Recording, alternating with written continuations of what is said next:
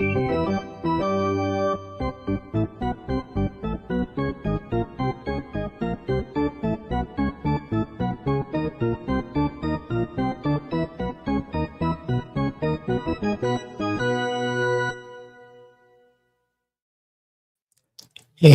it's time to play ball again. It's two majors and a minor, and today it's just the minor.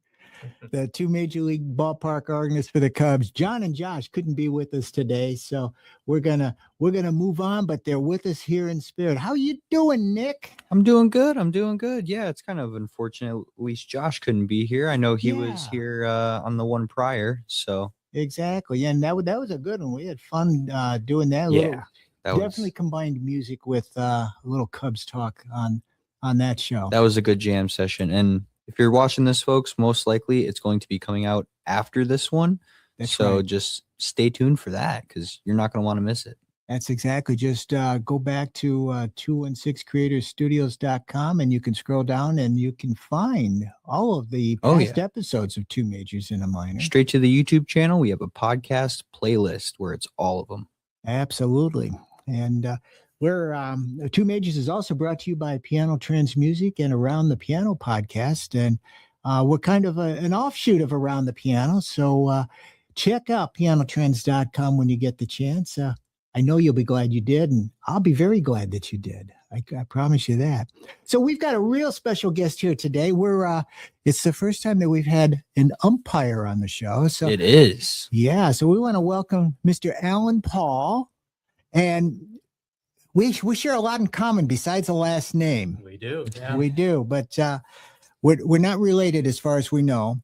We'll have to investigate. We'll have to investigate that. Yeah. And say we may have a long lost relative somewhere that we combined. And hopefully that person will have played for the Cubs at some point. Exactly right. Yeah. Well, I had one of my grandfathers actually played for the Reds back in the 1800s. Can't find any record of it, but he swears he played for the Reds back then. So I'll take that. Yeah, we'll take that. But we share a love for the Cubs. Yes, we do. And we both have umpired in our lives. You're currently umpiring. Yes. I umpired high school and college back in the 70s, and you're doing that today. I am, yes. Yeah. So tell us, before we get started, just give us a little bit of your background personally and how you got into umpiring. I bet you it was because of your kids. Well, kind of. Back in the 70s, actually, I umpired as a 12-year-old. Okay. About 1979. And just for Little League, $6 a game. But that was a lot of money for a 12-year-old. That's a lot of money for a 12-year-old in the 70s. Yeah. And it was better than mowing lawns. Yeah. So, it was about an hour long. And I had that big balloon chest protector, if you remember those. I sure do. You just held it in front of you. You got it out of the neck box before the game. And you put it on, and then you just said play ball. And they didn't train you at all. No. They knew whoever hired me. It was Olympia Park in Edison Park, Norwood Park area of Chicago. And they just said, hey, we need guys that know how to play baseball. And you qualified. And I qualified. Yeah. Yeah. And so that's how I started. I did that just for the 1 year when I was 12. And then I didn't umpire again until after my son, who graduated from Crystal Lake South High School, finished playing for the Crystal Lake South baseball team. But personally, I played all the way through college as a catcher. And then I played in men's leagues throughout the Crystal Lake area, Chicago area. But, as a catcher, I always thought, all right, I know the strike zone pretty well. In fact, I know it better than the umpire behind me, I thought, as most catchers think, right? And probably do. Yeah, they probably do. Yeah. And when my son was done playing and I was done watching him play all those games, because I used to go to every game all through, when he started playing Little League and all the way through high school, I thought, I still want to be involved. Sure. And because I knew the strike zone well, I thought, hey, let me see if I can be an umpire. And that's how I got started. I talked to the Fox Valley Blues, who's the umpiring organization around here. Okay. in Northwest Chicago or Northwest suburbs of Chicago, and also the western suburbs of Chicago. And I got involved with them. They trained me during one spring. Mhm. And ever since then, I've been umpiring and moving up the ranks. Excellent, excellent. I know it's actually it's fun because you see a game from a different perspective, especially when you're behind the plate watching the game. Yep. What's been one of your challenges when you're doing especially high school baseball? Mm-hmm. Obviously, you can't avoid argument. Arguments will come about once in a while. What's Sure. your biggest challenge in doing a high school baseball game? Well, for me as an ex-college player and being highly competitive, you kind of feel like you want to compete in some way. Right. And yet, that's your first instinct as an athlete. However, as an umpire, you absolutely cannot compete. That's right. So like that idea of like the makeup call, like let's say you call one that's on the outside corner, but it was off the plate, Sure. and you feel like you want to give the next pitch to the other team, you can't do it. Can't do that at all. It's against the morals of all umpires, at least the ones that I know. Exactly. So evening things up would be like the competition side, Mhm. but you can't do it. So I think that's the hardest thing, is just being a fair negotiator, a fair arbiter of the game. Yeah, I agree with you. I had, I'm going to tell you an experience I had when I was umpiring. That thought came to mind based on what you were saying. And I'll bet you've had similar experience. I was umpiring a college game in Iowa. Mm-hmm. And there's a real close play at the plate.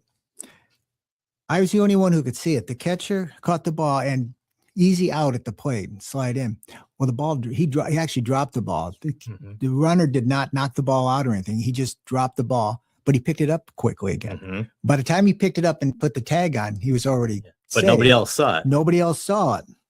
And I'm getting yelled at by the fans right behind the screen there. Mm-hmm. And of course, the catcher's screaming. Yeah. I said, dude, you dropped that ball. Yeah. He doesn't tell his manager that. Right. So he's there arguing. So we go to the next half inning, right? Now, the same thing happens. Very similar play. But now it wasn't the catcher, but his teammate comes to the plate. And it was a very close play at the plate. From a distance, it probably looked like he was out. The kid missed he slid into the plate and he lifted his foot up. So he never touched the plate, and the catcher tagged him out, and I obviously called him out. Mm-hmm. Well, now they think I'm really pulling for the other team. Right. And there's no way around it. Mm-hmm. After the game, the catcher came by and apologized, and he told everybody what was going on. But so those things happen. An umpire can look bad even though they've got it exactly right, and they can see from there. That does happen to me a lot, where a catcher will, after a game or after an inning, will say, no, I know I missed that tag, Right. but I had to back up my coach, or I had to argue for my team. Yeah. And, I'm experienced enough now to know that that is happening. Yeah. And so I'll say to the kid, yeah, I know what you were doing. You were competing, and that's what you're supposed to do. That's right. So you just trust me. I'll trust you. I know what you have to do. You know what I have to do. And it's an understanding, especially at the varsity level. Those kids, exactly. They've worked their way up to know that they actually could manipulate umpires sometimes if they're if maybe they get a rookie umpire. Yeah, it could definitely happen. Well, this year is going to be exciting for Cubs baseball and Major League Baseball in general, because there's a big rule change as far as the balls and strikes go. I'm going to let you kind of take the lead here. Tell us, we now have robo-umps. Yes. So the ABS system. Yeah. So let's go through, because a lot of people aren't familiar with it yet. Go ahead and give us the 101 on far as how this new rule is going to be implemented and the rules surrounding it. How a player can dispute a call by an umpire now, and because there's all sorts of rules. You can only do it a minimum number of times. Right. Yes. as long as you get it right, you can keep going. That's right. Yeah. But go ahead and explain how that's going to happen this year. Well, the rule is that they've established an absolute strike zone now using Hawkeye, which is the same corporation that does professional tennis. Mm-hmm. And they have cameras set up in all different angles to create this so-called perfect strike zone for each player. And, to put it simply, each player or each team can challenge 2 calls per game, much like the regular replay that they can challenge 2 calls per game. But as you were saying, if they get it right, they can continue to challenge a call. Right. But the thing that's different about this, as opposed to, when you see the coaches, in the dugout saying, hey, hold on a minute, we're reviewing the call. Right. You see Greg Counsell doing this, and then he'll do, this to say, oh no, we're not going to challenge it. In this case, only the batter, the catcher, or the pitcher can challenge the call, and they only get 2 seconds after the pitch or after the call is made, after the umpire makes the call. It has to be immediate. Yeah, and they're strict. If you've watched any spring training games so far, if a guy takes 3 seconds, the umpire will say, nope, not fast enough. Yeah. So the umpire is actually starting the clock as soon as the pitch comes in. Yeah, and the other umpires on the field also are counting. Like I've seen in some of the spring training games where another umpire will say, nope, time. I could see that argument coming a mile away this summer at the points. Yeah. Yeah. And, what's interesting about it is the way that they've measured the strike zone. Because now that it's absolute, Major League Baseball had to decide, well, what does the top and the bottom of the strike zone actually look like? Because it's all been, before that, subjective. Subjective, especially the top of the strike zone. I mean, the knees you can pretty much see. It's kind of obvious. Everybody can pretty much see a low pitcher, right? Where the guy's knees are.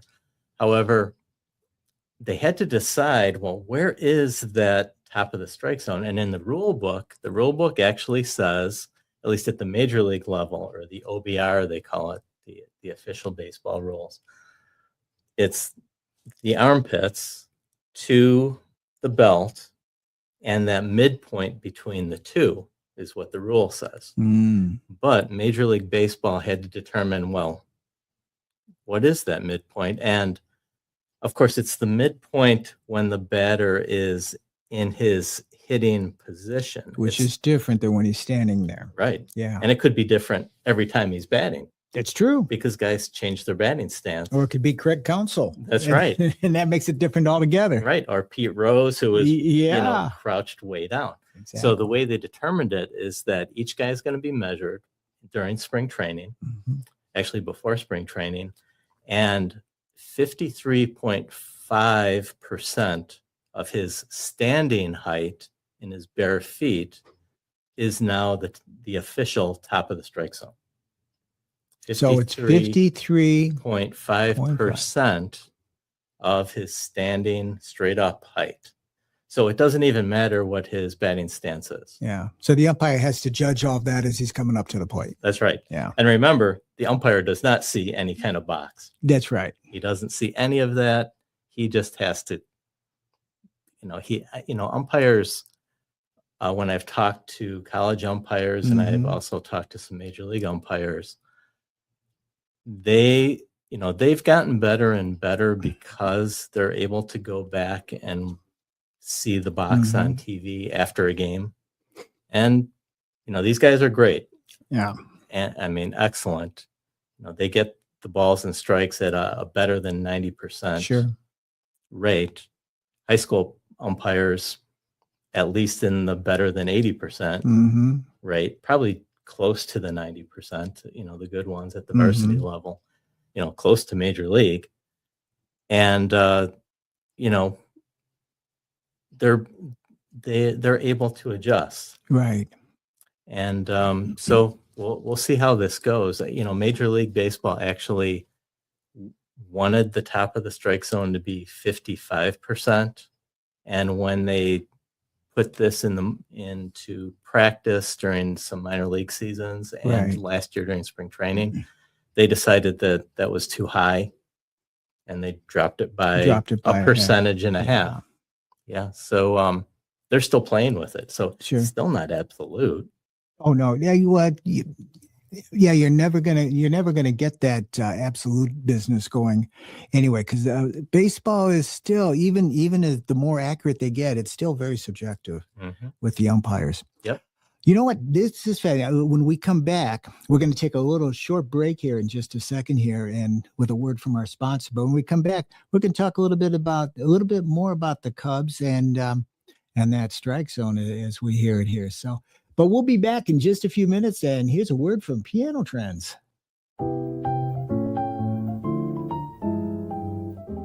Looking for more than just a piano?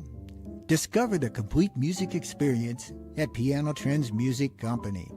Yes, they're known for exceptional grand and upright pianos, but that's just the beginning.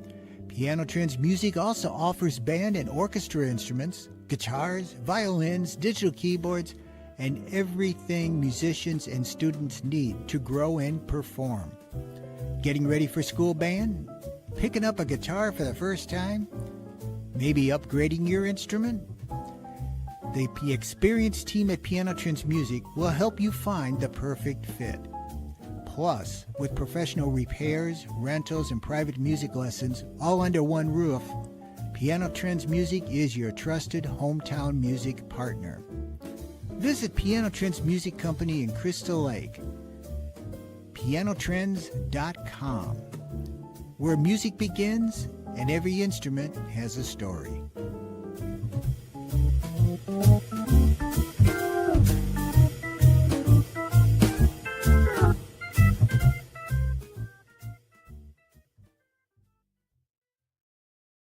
Hey, welcome back to Two Majors and a Minor. I'm Tim Paul, your host, and we're talking with Alan Paul, our guest today. And we're having a fun chat about umpires and getting down to the nitty gritty of MLB's new strike zone rule this year. You had a chance to interview for an article that you wrote for Referee magazine. Yes. And you talked with Jim Reynolds, who's the MLB umpire. Well, he used to be an umpire for over 20 years, I believe. Yes. And he's now the umpire current supervisor. Yeah. So tell us about that interview. What insights did he give to you during that interview? What did you talk to him about? Well, it was really fascinating because the article that I wrote for Referee magazine was about how umpires see the strike zone.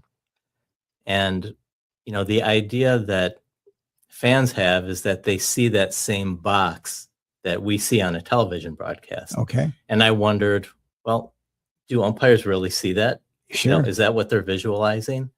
And my goal for the article was to interview several different umpires, and I was hoping to get a major league umpire to tell me, well, what did they see? And I was lucky enough to, through the permission of Major League Baseball, I had to go through several channels. And they finally, you did, yeah. And they finally connected me with probably the best guy, Jim Reynolds, because he is the supervisor of umpires.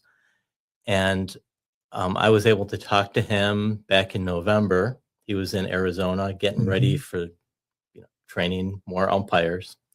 And we sat down and talked for a couple hours, actually, about the strike zone.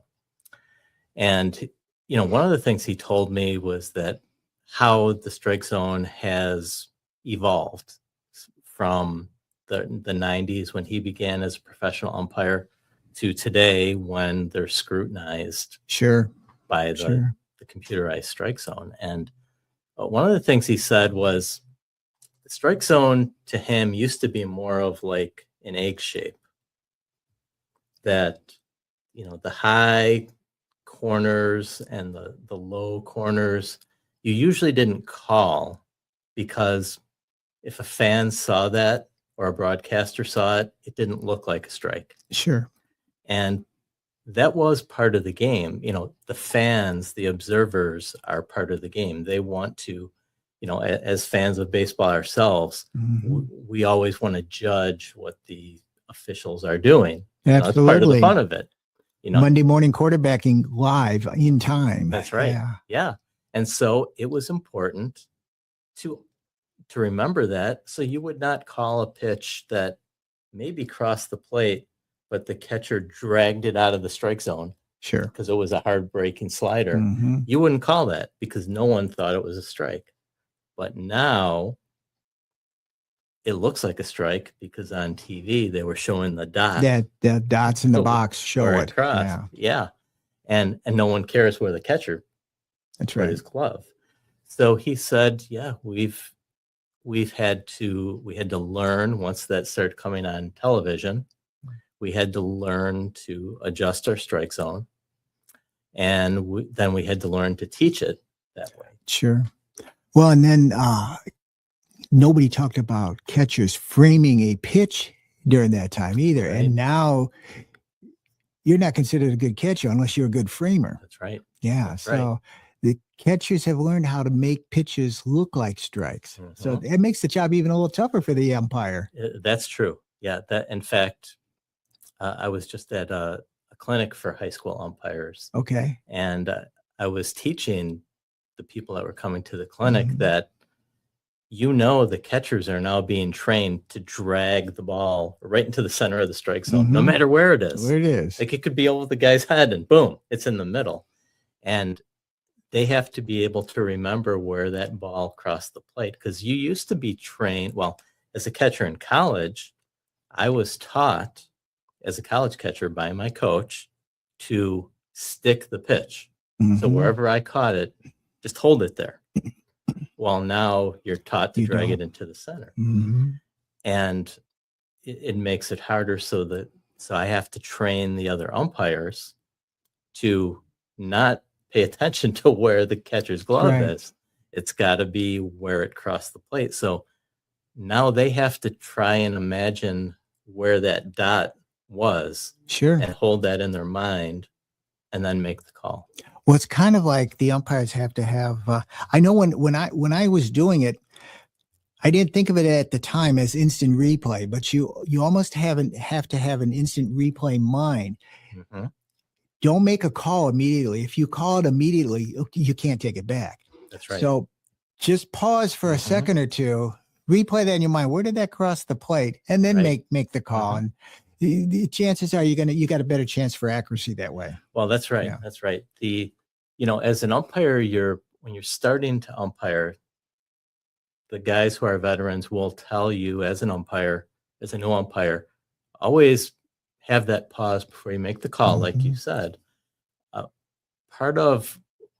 One of the reasons why I wanted to write that article was that I was thinking, well, okay, you pause, but what are the good umpires actually doing during that pause? Sure. Yeah. And every umpire I interviewed, from the major league umpire all the way, the college umpires I interviewed and the high school umpires, all of them said that they, in one way or another, took a snapshot of when the ball was crossing the plate.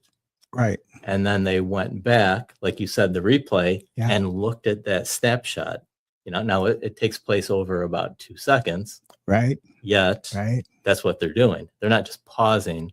They're actually looking back at the replay in their head. That's exactly right. Yeah. No, it's fascinating. I don't think people, and I probably fall in that category, when I'm watching a Cubs game, if the call goes against the Cubs, obviously the umpire messed it up. That's right. That's the way that you look at it.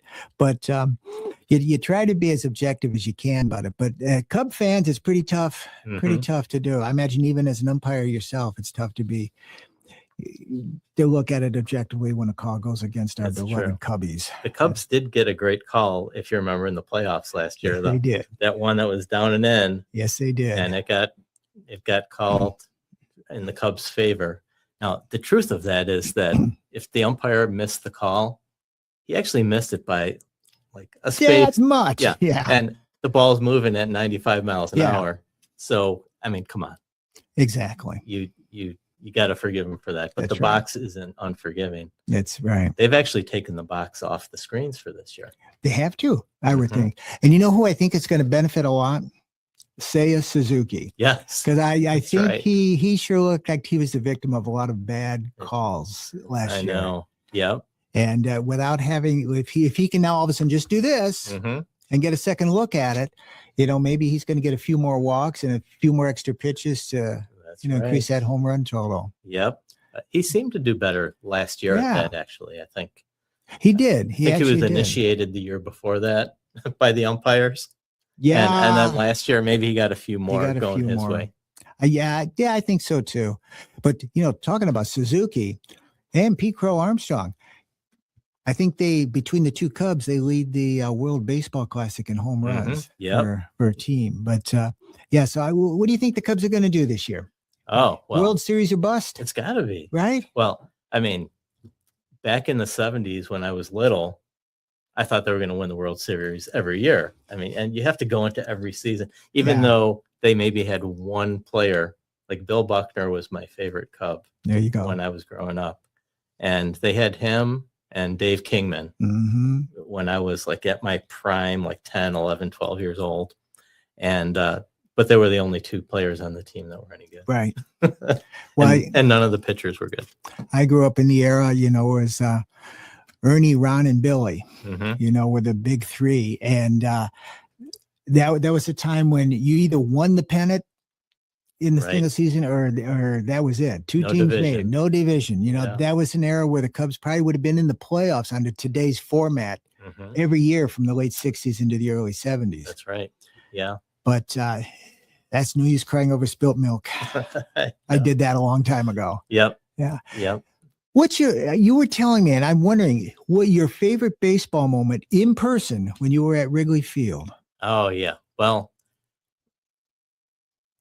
two great moments. Now, one of them, I was about 12 years old, was the 16-12 Cubs win, where Barry Foote, that was a great name for a 12-year-old to make fun of. Yeah, for sure. Hit a grand slam, and it was against the Cardinals. And they won the game, and that was just one of the most exciting things. In fact, I had gotten the tickets for having perfect attendance in school. I went to Chicago public schools, and you get perfect attendance, you get some free tickets. Sure. And so I got those tickets, and they were like tickets way up in the grandstand. And my dad said, "You know what? We're going to upgrade to those $5 box seats." Right. And that was such a thrill. $5 box seats. Yeah. Which are now. That was a lot of money back then. That's right. Yeah. That's right. And so there was that grand slam. And then Nick's laughing at us back there behind the camera there. Yes, I am. Yeah, especially thinking of prices now. Yeah. Yeah, that's right. Yeah. And then second most exciting game that I was at in person was the game 7 that they actually lost to the Marlins the day after the Bartman game, where Kerry Wood hit that home run to tie the game up again. Yes. And that was, people say that was the loudest Wrigley Field ever was. And I would agree, at least in my experience, that was so thrilling. Now, of course, my ride home was not as exciting.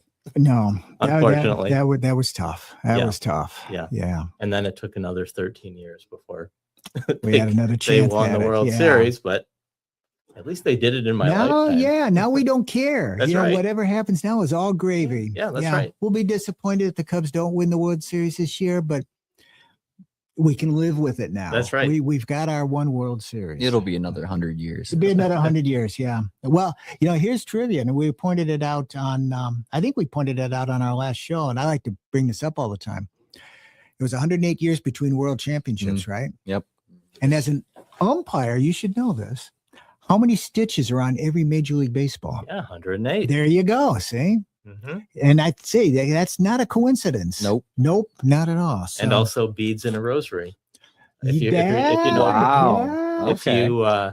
I think that was in Bull Durham, which is my favorite baseball movie. That's a great baseball movie. Yeah, I love it. I like For the Love of the Game too. Yeah. Oh yeah. Yeah, that's a good one. Any Kevin Costner movie actually is a baseball movie. That's now. right. Except Waterworld. That was right. one we'll forget No. about. But yeah. No, so yeah, I don't know. There's so many. I think everybody has an experience at Wrigley Field in a Cubs game. If you go often enough, you're going to have something that you're going to remember your entire lifetime. You know, it's something. There's something about that ballpark when you walk up those steps and you see the field, whether it's the first time ever or every time afterwards. Nick, have you been to Wrigley Field? I unfortunately have not. Whoa. Oh, we're gonna You got to take me one day. I will Tim. do that. Yeah, we'll do something about it. We want to film one of these two majors and the minors from the ballpark. Oh, that would be amazing. Yeah. John and Josh are supposed to be putting that together. So They better be. I'll get in touch with them, those slackers. I know, right? I'm gonna have to track them down. Yeah, we'll do that. Well, this has been great. Thank you for being with us today. Can normal people, or do you have to be a referee to be able to get a copy of the Referee magazine and read your article? Referee magazine, certainly you can subscribe to it. Okay. If you want to. It's like $5 a magazine. Mostly it's for referees and of all different sports. Okay. From swimming, track and field, officials, baseball, football, basketball, hockey, of course, all of those. But and they are fascinating to read because it's they're tips on how to deal with crazy fans. Which we know there are a few. That's right. But it's a great magazine if you're thinking about becoming an official of any sport. And a lot of guys, right after their kids are done playing, they still love being out at the games. Yeah. This is one way to do it. And they're actually part of the game. So that is a magazine to think about looking. There's an online presence of the magazine too. Okay. You just go to referee.com. You can see many of the same stories that are in the excellent. magazine. Well, yeah. So I encourage you to, if you go to referee.com, look up the story for strike zone visualization. And that was in, do they need to know what episode that was in or which? Well, that's the current issue. That's the current issue. So the current issue, strike zone visualization. It's easy for Nick to not say. Strike Zone Visualization by Alan Paw. It's a fascinating read, and you'll get to know the strike zone real well, which is going to be important because TV's not going to give us that box anymore. That's right. It's gone. It's gone. So that's going to be fascinating to do. So, here at Two Majors and Minor, we only play 7 innings every game. So we do the seventh inning stretch at the end of the game. So we're going to be right back with our 7th inning stretch for today. Everybody, let me hear you now. A 1, a 2, a 3. Take me out to the ball game. Take me out to the crowd. Buy me some peanuts and Cracker Jack. I don't care if I never get back. Oh, it's root for the Cubbies. If they don't win, it's a shame. Or it's 1, 2, 3 strikes, you're out at the old ball game. Let's get some runs. It's Tim Paul from Around the Piano podcast. Before we get too deep into today's chaos, let me shout out the people who make all this sound way better than it probably should. It's 216 Creative Studios. Listen, if your podcast sounds like it was recorded in a wind tunnel, or your video looks like it was filmed on a flip phone from 2007, stop everything you're doing and call these folks. They've got mics so clean you'll hear every sip of coffee, every awkward pause, and every guest who forgets they're being recorded. So whether you're starting a new show, shooting content, or just need somewhere to feel creative without your cat walking across the keyboard, 216 Creator Studios, they've got your back. So quit trying to DIY your dreams on your couch. Get in the studio where the magic happens. That's 216 Creator Studios, where your ideas sound like you actually meant to say that.